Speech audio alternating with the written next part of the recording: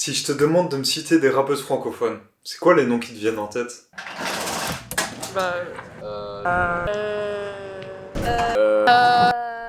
Shai et... Franchement, pas tant que ça, hein, à part Shy. Shai. C'est Shai, hein. Shai ça marche, mais le reste... J'ai Shy et... Baby Solo. Bah, Diams. Sheila, Steve. Je pense que c'est la seule que je connais. Je sais pas. Non, j'ai pas d'autre nom. Et j'ai juste ça, je t'avoue. Alors où le rap est en tête de tous les charts, où sont les rappeuses? Tu peux probablement m'en citer une ou deux, mais après, ça devient vite compliqué. Alors que si je te demande de me citer des rappeurs, là, c'est facile. Hamza. Damso. Jul, Nekfeu, Mas, PLK, Nino. Kobalade. SCH. La Crime. Il me ressemble.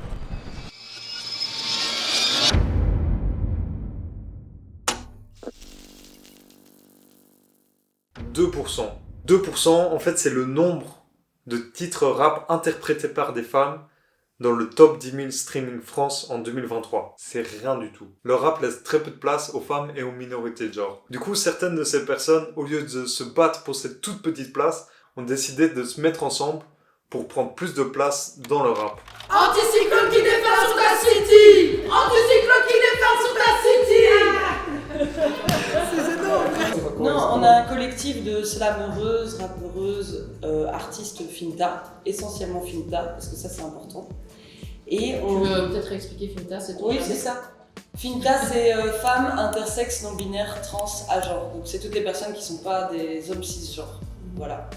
Du coup, on organise des événements safe, inclusifs et féministes autour du hip-hop. On a participé à des open mic et en fait, lors de ces open mic, on s'est rendu compte qu'il y avait que des mecs sur scène. Mais vraiment que des mecs. On voyait aucune meuf qui osait aller sur scène. Et tu sais, on allait un peu dans le public en mode qui ose. Il y a personne qui va aller sur scène et tout. Et en plus du fait que c'était majoritairement des mecs cis qui arrachaient le mic, on s'est rendu compte aussi qu'au-delà de ça, il y avait tellement de manière récurrente des propos problématiques, discriminants qui étaient cités à chaque punchline qu'en fait il y avait un découragement à prendre le mic dans cette atmosphère-là et pour les propos tenus et pour la majorité écrasante d'hommes cis au cypher, il y avait un souci quoi. Et puis on sait bien que ça fonctionne par visibilisation. C'est-à-dire que c'est parce que tu vois d'autres gens qui te ressemblent aller sur scène que toi tu vas oser monter sur scène. Donc si tu vois personne qui te ressemble aller sur scène, c'est décourageant. Dès qu'on voit une meuf sur scène, moi je pense à des meufs aussi comme Zorba. Zorba, c'est une meuf qu'on a programmée. Moi je la vois sur scène, je me dis je vais faire la même chose, je vais rentrer avec elle, tu vois. Si elle peut le faire, pourquoi nous on peut pas le faire? Et c'est ce sentiment, moi je sais que c'est ce sentiment que Anticyclone, en tout cas, on veut le plus faire ressentir, c'est si nous on le fait. C'est parce que des gens nous ont montré qu'on pouvait le faire, alors pourquoi vous ne pourrez pas le faire? On donne l'espace aux personnes Finta de venir s'entraîner parce que tu peux kicker autant dans ta chambre que tu veux, mais frère, il y a un moment, il faut que tu montes sur scène. Lors de la toute première édition, moi ça nous a tous resté en tête, il y a une personne Finta qui est venue, je pense qui a kické à l'open mic et qui m'avait dit après le tout premier événement, ce qui est vraiment cool, ce qui m'a moi touchée, c'est que pour la première fois de ma vie en venant en open mic, l'enjeu que j'ai eu n'était pas de faire attention aux mecs qui viennent me toucher, me prendre le mic, m'insulter, mais juste l'artistique, de pouvoir me concentrer uniquement sur moi, qu'est-ce que je dis au mic. Et souvent, dans les open mic qu'on connaît jusque-là, elle me disait c'est le dernier enjeu sur lequel j'ai le droit de me concentrer, et pour une fois, j'ai eu aussi, comme les mecs cis généralement, cette possibilité que mon enjeu c'était mon artistique.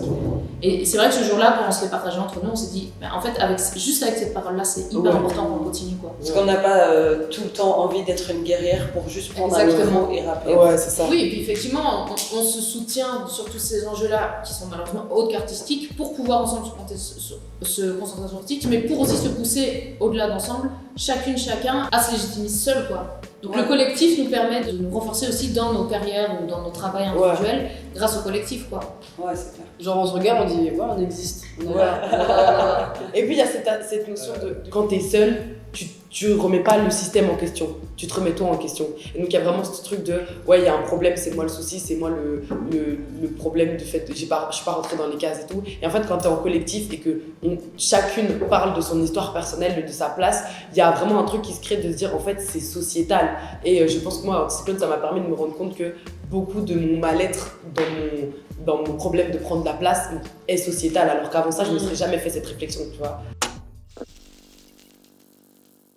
Mais en fait, le problème, il n'est pas spécifique au rap. Si tu vas voir dans les festivals belges, par exemple, il y a un gros souci de représentation avec des line-up majoritairement masculines, mais pas seulement dans le rap. Il y a plusieurs festivals de jazz qui ont une programmation masculine à plus de 80%. Et pour le Derby Rock Festival, c'est même à plus de 90%. Alors, pourquoi c'est toujours le rap qui est pointé du doigt? Quand je suis allé dans la rue demander aux gens de me citer des rappeuses, j'étais surpris de quelques réponses. Regardez. Tyla. Marwa Loud. Bah, Aya Nakamura, elle est considérée comme rappeuse, je veux dire. Bah, plus chanteuse, mais. Ouais, bah, oui, c'est tout. Aya Nakamura. Aya Nakamura, elle est pas... Non, c'est pas une rappeuse, c'est une chanteuse. Non, Ouais, parce bon, que- voilà. Comme Aya Nakamura maintenant. Alors, si comme moi vous écoutez beaucoup de rap, vous savez très bien que ces personnes citées, c'est pas des rappeuses. Et les gens qui ont dit ça, c'est juste des gens qui écoutent pas trop de rap ou quoi, c'est pas très grave. Mais quand même, ce que ça démontre, c'est que dans notre société, on a l'habitude d'associer le rap aux personnes racisées. En fait, ça va même plus loin que ça. Le rap dans les médias, il est associé à la street, à la banlieue et tous les clichés qui vont avec. Et c'est en fait dépeint comme une musique de l'autre, une musique minoritaire, extérieure à la société. Ce qu'il faut comprendre en fait, c'est que ça, c'est pas un hasard. C'est dû à une assignation systémique dans les médias. Pourquoi je vous dis ça? Parce qu'en fait, le fait de faire ça, ça permet à la société de se dédouaner de son propre sexisme, en l'assimilant à un élément soi-disant extérieur, à savoir au rap et les personnes non blanches qui le pratiquent. Alors qu'en fait, le rap, c'est juste le reflet de la société. Donc oui, le rap est sexiste, mais pas spécifiquement sexiste dans notre société. Bon, tout ça, c'est un peu technique. J'ai essayé de vous résumer un peu plein de sources scientifiques que j'ai lues. Je vous les mets en description si jamais ça vous intéresse. Bon, revenons-en au sujet de la vidéo. Car ce qui est clair, c'est qu'il y a quand même un souci de représentation dans le rap. Le festival de rap Les Ardentes, par exemple, un des plus gros festivals de rap en Europe, en vrai, ben, ils ont quand même une programmation à 3/4 masculine. Donc on est quand même loin de la parité. Mais en tant que personne finta dans la société, tout est fait pour qu'on soit tout le temps en concurrence. Ok. Les hommes cis en général, ils s'élèvent les uns et les autres vers le haut. C'est historique, c'est sociétal. Et en tant que personne finta, on est habitué à la concurrence féminine, on est habitué à ces trucs-là. Donc c'est déjà, en tant que personne finta, déconstruire ça à l'intérieur de soi. Et puis ensuite, on peut faire collectif.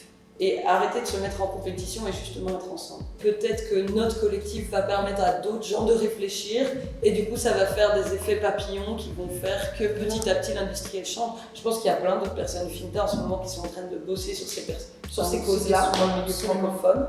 Et du coup, pas que nous, mais par effet papillon, ça va changer.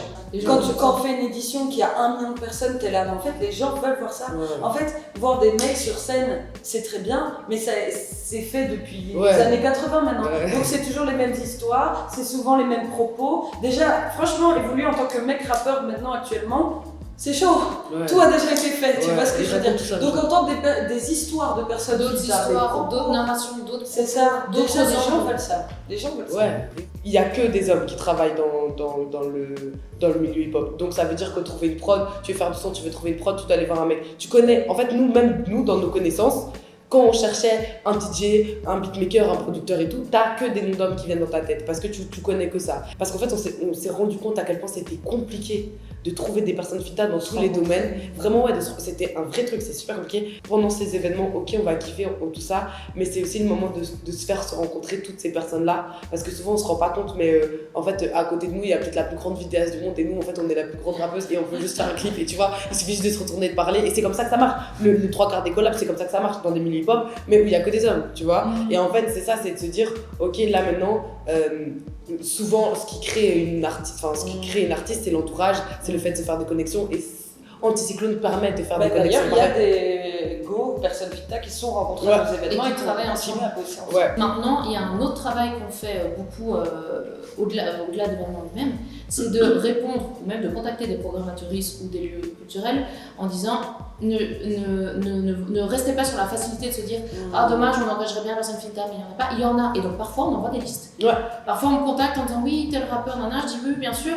Je vous envoie aussi d'autres propositions quand on me le demande, et donc je dis voilà, il y a telle et telle et telle rappeuse, telle DJ, telle beatmakeuse, et c'est de faire tourner ces noms dans le secteur plus institutionnel ou autre, les assos, et de dire ça existe, voici leur nom, voici leur contact, appelez-les, et d'ailleurs, et nous on les programme, mais programmez-les aussi, et venez voir. Alors, si vous dites qu'il n'y en a pas, ben venez voir, elles sont là, engagez-les. On a envie de créer de plus en plus de liens, on a envie de se faire voir partout. Moi, mon rêve en tout cas, c'est que tout Blitz connaissent le nom Anticyclone.